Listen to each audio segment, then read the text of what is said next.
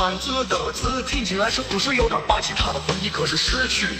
这字在古代经文里的样子，就像一只小鸟，从把握着的地府和人的手中飞走了。想象一下，辛辛苦苦抓住的鸟，结果拍拍翅膀飞了个干净，这就叫我一下子啥都没有。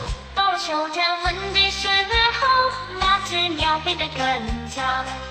家的家里的家父，我在这里是鸟的意思。再后来到了另一处，下面的手变成了村，但这次的核心没变，还是那个失去的意思。别以为国字只有失去这么简单，现在的国可是个很角色。它最常见的意思是唱，唱是比如日多，这可是唱着的标志。你要是比赛了，那就望着，肯定不止一次听到多了过千吧。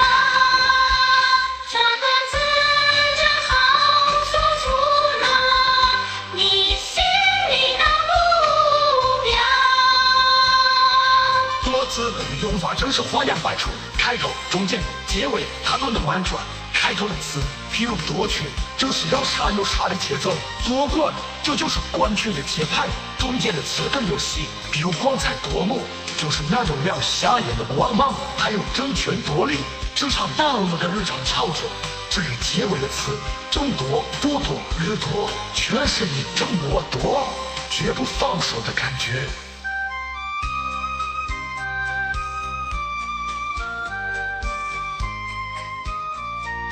好了，今天的读字就讲到这儿。想继续探究汉字的奥秘吗？